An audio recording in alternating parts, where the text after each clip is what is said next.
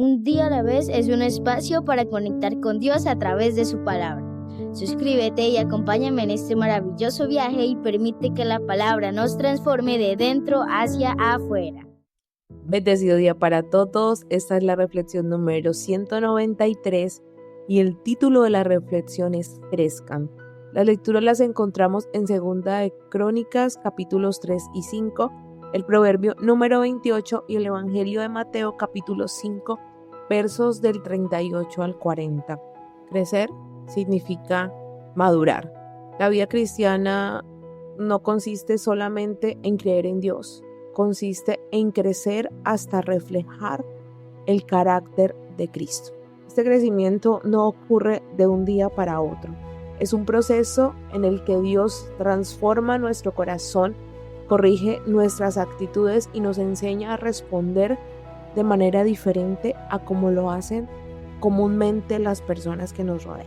Por eso el llamado de la palabra de hoy puede resumirse en esta sola palabra: crezca.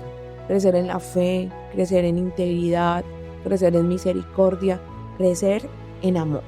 Porque cada cristiano que deja de crecer corre el riesgo de conformarse con una fe superficial, solamente de palabras, pero no se ve Cristo en su rostro, y no serlo es lo mismo. Antes es peor, porque te dices cristiano y realmente no has crecido ni un centímetro desde que empezaste a recibir a Cristo como tu Señor, desde que lo recibiste. Mientras que quien permite que Dios obre en su vida comienza a parecerse cada día más a Jesús. Por eso tú te pareces con quien pasas más tiempo. Si pasas tiempo con Jesús, su carácter se va permeando en ti. Entonces, para crecer, hay que estar en su presencia todos los días. En Segunda de Crónicas del 3 al 5 encontramos uno de los momentos más significativos de la historia de Israel: la construcción del templo de Jerusalén. Salomón edifica un lugar destinado exclusivamente para la presencia de Dios. Cada detalle fue cuidadosamente preparado, nada quedó al azar. El lugar santísimo, el altar, los querubines, los utensilios y el arca del pacto tenían un propósito específico. Todo hablaba de la santidad de Dios y de la importancia de acercarse a Él con reverencia. Cuando el templo estuvo terminado y los sacerdotes llevaron el arca del pacto a su lugar, ocurrió algo extraordinario. La gloria del Señor descendió sobre el templo de una manera tan poderosa que los sacerdotes no pudieron permanecer ministrando, porque la presencia de Dios llenó completamente la casa. Mira que estas lecturas nos recuerdan que Dios siempre quiso habitar en medio de su pueblo. Por eso hoy el templo no es un edificio físico hecho de piedra. El templo somos nosotros, eso nos lo dice en el Nuevo Testamento. Por eso el Señor no desea visitar nuestra vida de vez en cuando. Él quiere crecer dentro de nuestro corazón. Y para que esto ocurra, pues debemos permitirle que Él haga su obra dentro de nosotros. Un templo abandonado termina deteriorándose. O sea, hay que trabajar en nosotros. Hay que trabajar en este templo, que recuerda que somos espíritu, vivimos en un cuerpo y tenemos un alma, y el alma es lo que pensamos y lo que sentimos, y en todas hay que trabajar. Del mismo modo, una vida que deja de buscar a Dios comienza poco a poco a enfriarse. Crecer significa permitir que el Espíritu Santo limpie todo aquello que no le agrada y que transforme cada área de nuestra vida. Si nos vamos a la luz del Espíritu, Él nos va a mostrar que todavía hay cosas que deben ser transformadas. ¿Para qué?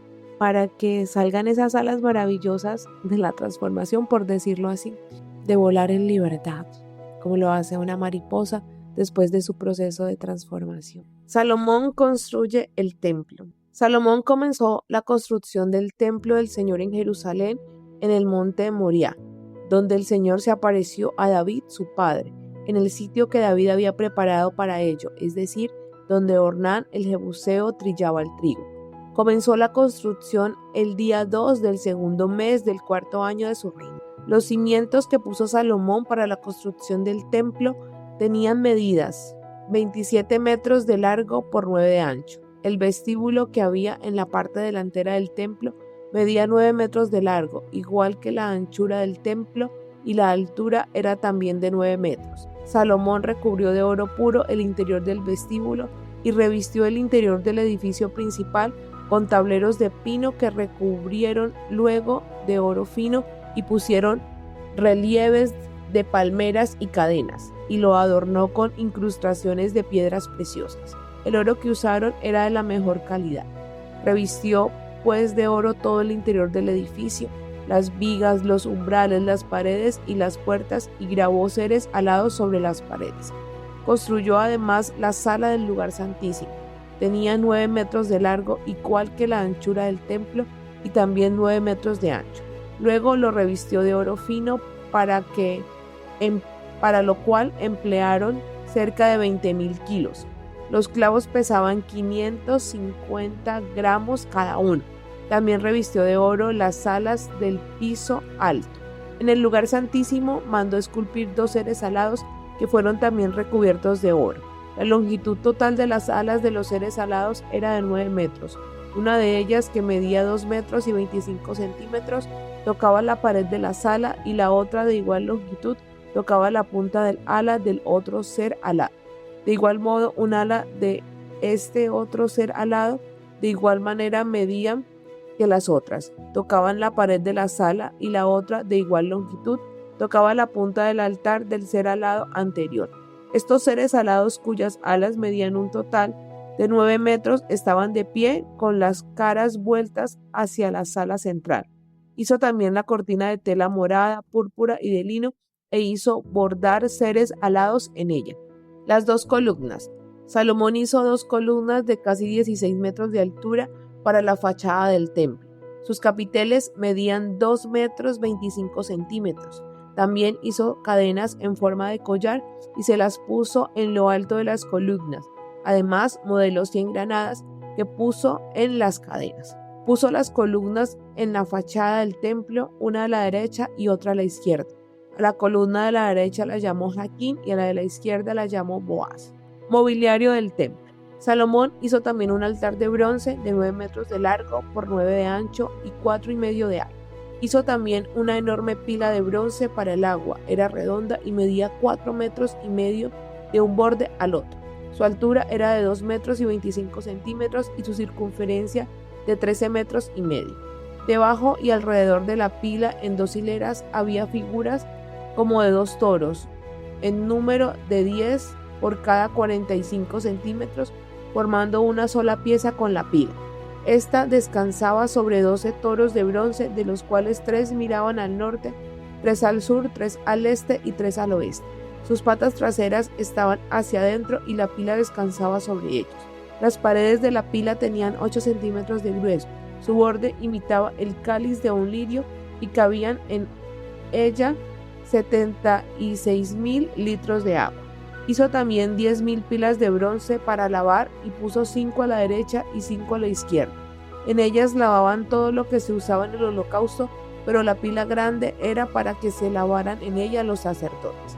Hizo también 10 candelabros de oro en la forma prescrita y los colocó en el templo, 5 a la derecha y 5 a la izquierda.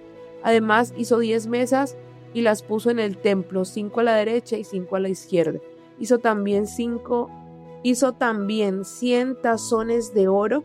Construyó además el atrio de los sacerdotes, el atrio principal con sus puertas, las cuales construyó de bronce, y puso la pila grande al lado derecho del templo hacia el suroeste. Hirán hizo además las ollas, las palas y los tazones. Y así terminó el trabajo que hizo para Salomón en el templo de Dios. Este trabajo consistió en las 2 columnas, los capiteles redondos que estaban en la parte superior de las mismas, las 2 rejillas para cubrir los capiteles, las 400 granadas para las 2 rejillas, en 2 hileras para cada una de las rejillas, con que se cubrían los 2 capiteles redondos que había en lo alto de las columnas, las 10 bases, las 10 pilas que iban sobre ellos, la pila grande para el agua, con los 12 toros que tenía debajo, además de las ollas, las palas y los tenedores. Todos los utensilios que Hirán, el maestro, le hizo al rey Salomón para el templo del Señor eran de bronce pulido. Los fundió en moldes de arena en la región del Jordán, entre Sucot y Zaretán. Salomón hizo tantos utensilios de bronce que no se preocupó por hacer que los pesaran.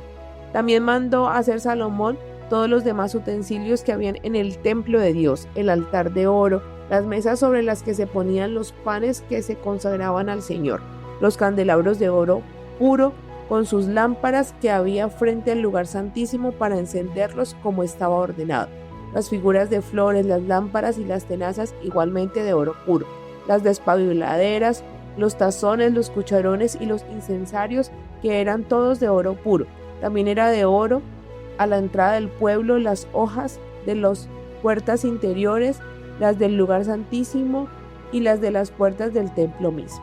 Y cuando acabaron todas las obras que Salomón mandó realizar en el templo del Señor, llevó Salomón los utensilios de oro y plata que David su padre había dedicado al Señor y los depositó en los tesoros del templo de Dios. El arca de la alianza es llevada al templo. Entonces Salomón reunió en Jerusalén a los ancianos de Israel, a todos los jefes de las tribus y a las personas principales de las familias israelitas para trasladar el arca de la alianza del Señor desde Sión, la ciudad de David. Y en el día de fiesta solemne, en el 7º mes del año, se reunieron con el rey Salomón todos los israelitas. Llegaron todos los ancianos de Israel, y los levitas tomaron el arca y la trasladaron junto con la tienda del encuentro con Dios y con todos los utensilios sagrados que había en ella, los cuales llevaban los sacerdotes y los levitas. El rey Salomón y toda la comunidad israelita que se había reunido con él estaban delante del arca ofreciendo un sacrificio, ovejas y toros en cantidad tal que no se podían contar. Después llevaron los sacerdotes el arca de la alianza del Señor al interior del templo hasta el lugar santísimo bajo las alas de los seres alados, los cuales tenían sus alas extendidas sobre el sitio que estaba cerca del arca, cubriendo por encima tanto el arca como sus travesaños. Pero los travesaños eran tan largos que sus extremos se veían desde el lugar santo frente al lugar santísimo, aunque no podían verse por fuera, y así han quedado hasta el día de hoy. En el arca no había más que las 2 tablas de piedra que Moisés había puesto allí en el Horeb, las tablas de la alianza que el Señor hizo con los israelitas cuando salieron de Egipto. Los sacerdotes salieron del lugar santo. Todos los sacerdotes que estaban presentes se habían purificado sin atentar a los turnos que estaban repartidos.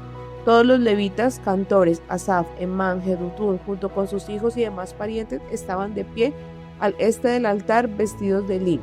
Tenían platillos, salterios y arpas. Con ellos habían 120 sacerdotes que tocaban trompetas.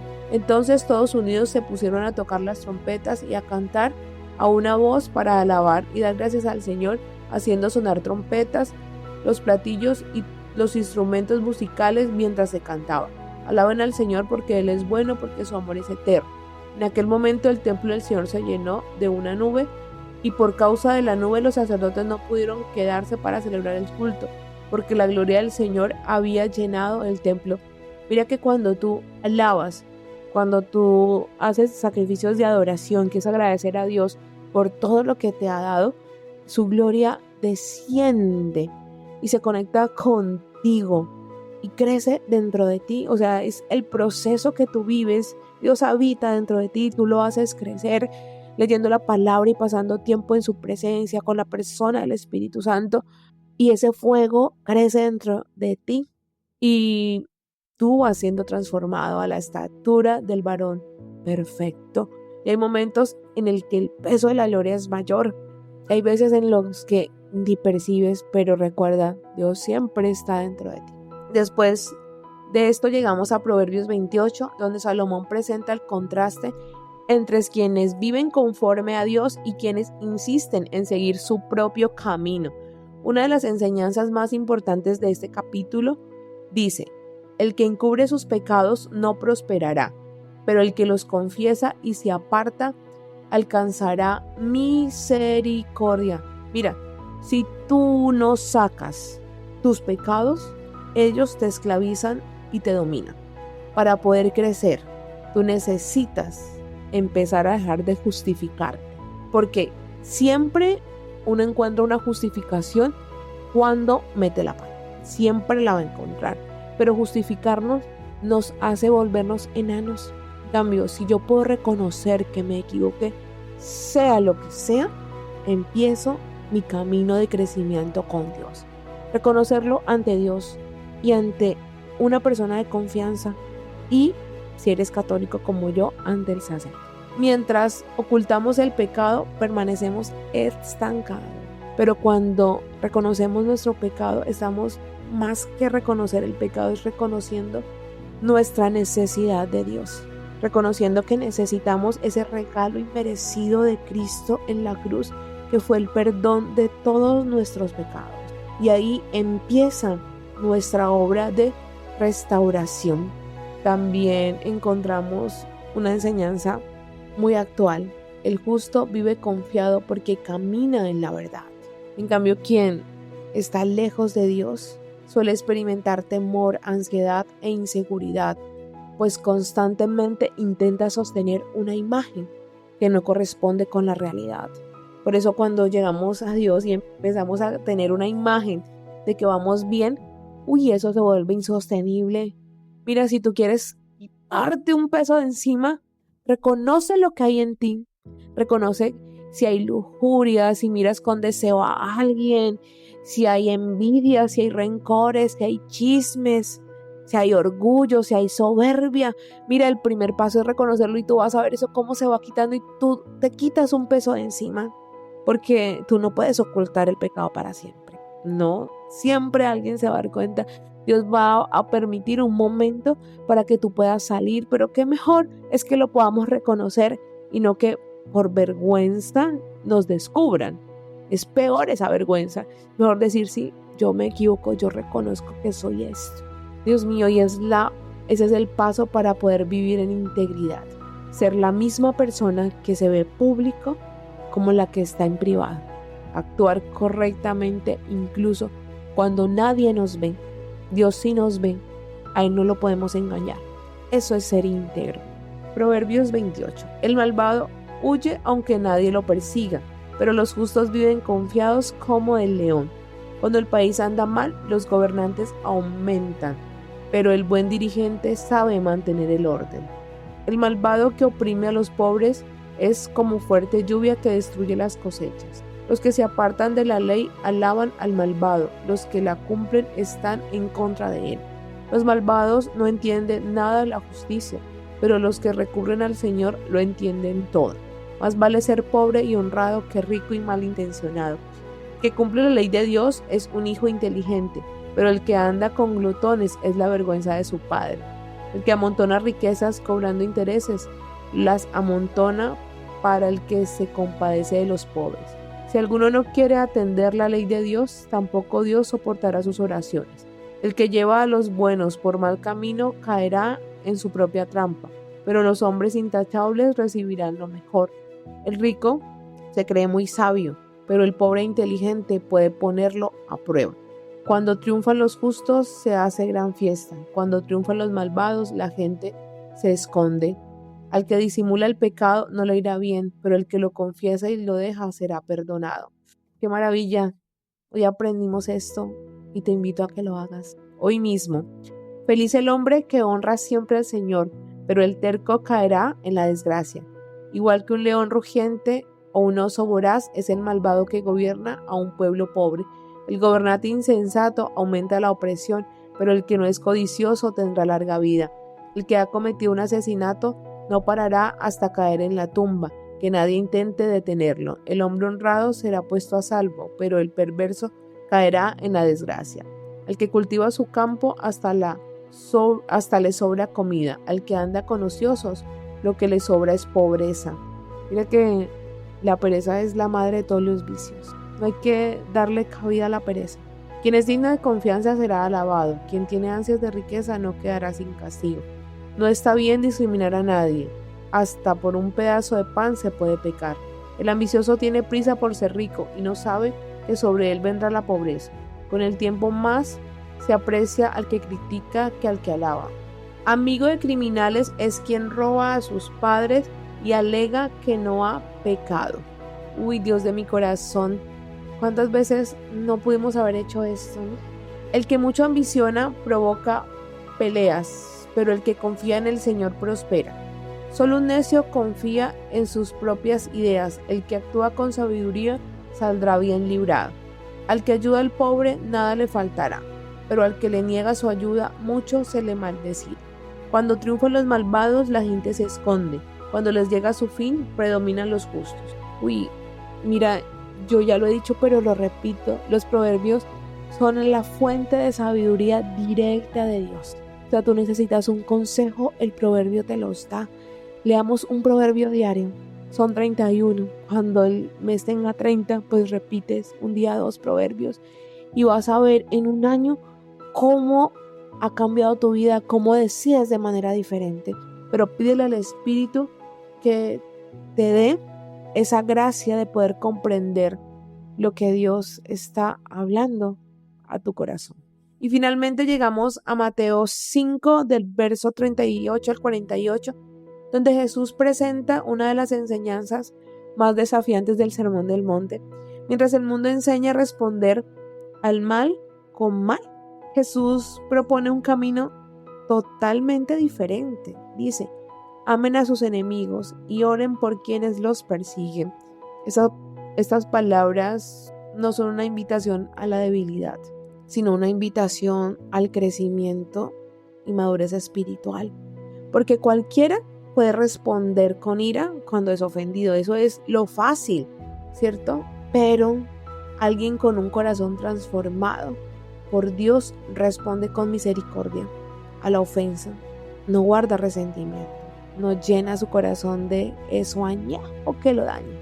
Eso es lo difícil. Venir a la presencia para que Dios transforme el corazón y podamos responder con amor al que nos hace daño. Jesús también enseña que debemos estar dispuestos a dar más de lo que se espera de nosotros, a dar esa milla extra, a servir con generosidad y vencer el egoísmo que domina nuestro corazón humano. O sea, cuando tú te das, tú mueres a ese deseo de querer tener todo para ti. Cuando tú sirves, tú estás dando amor y vas sanándote por dentro. Hay que dar de más. Siempre el mundo nos dice que no, que si se cumplió la hora que no hagas más, que mejor dicho, que no des ni una hora más. No, Dios nos dice, da más, da esto. Ay, Dios de mi corazón, esto nos vuela la cabeza, ¿cierto? El objetivo no es simplemente cumplir una norma, el objetivo es parecernos al Padre. Por eso Jesús concluye: sean perfectos como vuestro Padre Celestial es perfecto. La palabra perfectos no significa que nunca fallemos. Habla de alguien que ha alcanzado la madurez, la plenitud y el crecimiento espiritual. ¿Cómo? Levantándose cada vez que cae, yendo a la presencia, confiando en Dios. Mira que esto es un llamado de Dios para todos sus hijos. No conformarnos con una fe infantil, con una fe de niños. O sea, es no tomar leche siempre, así como crecemos nosotros de bebé a adultos. Es lo mismo espiritualmente. No debemos quedarnos en el mismo lugar. Hay que seguir creciendo hasta reflejar el carácter de Cristo. Pero como te digo, cada crecimiento es un morir, es un quebrar, es un lamento que luego se convierte en gozo, porque la fe debe ser probada para seguir creciendo, para que Dios nos dé más. Tiene que reafirmarnos en lo que ya ha hecho. Y no es por Él, o sea, la prueba no es por Dios, es por nosotros, porque pasamos una prueba porque nos falta pelo para el moño. Bueno, vamos a leer este evangelio maravilloso sobre la venganza. Ustedes han oído que se dijo: ojo por ojo y diente por diente, la ley del talión. Pero yo les digo, no resistas al que te haga algún mal. Al contrario, si alguien te pega en la mejilla derecha, ofrécele también la otra. Si alguien te demanda y te quiere quitar la camisa, déjale que se lleve también tu capa. Si te obligan a llevar carga 1 milla, llévala 2. A cualquiera que te pida algo, dáselo y no le devuelvas la espalda al que te pida prestado. Sobre el amor a los enemigos. También oído que se dijo, ama a tu prójimo y odia a tu enemigo. Pero yo les digo, amen a sus enemigos y oren por quienes los persiguen. Así ustedes serán hijos de su Padre que está en el cielo, pues el que hace que su sol salga sobre malos y buenos, manda lluvia sobre justos e injustos. Porque si ustedes aman solamente a quienes los aman, ¿qué premio recibirán? Mira, y a veces decimos que somos seguidores de Dios, de Jesús, pero odiamos, sentimos rabia, resentimiento, algún rencor por alguna persona. Oh, no estás reflejando el carácter de Cristo, porque eso cualquier persona puede amar. ¿A quién le hace bien? Eso es lo común, pero que tú ames a alguien que tú crees que no merece ese amor, ay, eso es otro nivel.